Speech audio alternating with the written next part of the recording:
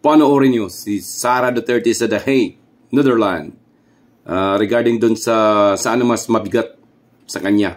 President Duterte is more important than my impeachment trial because he is detained in prison. So that is a different matter and more serious matter. I put more weight and put more effort and work in making sure that the case against President Duterte is dismissed or that he be given interim release while the judges are conferring if the case will be dismissed or it will go to trial.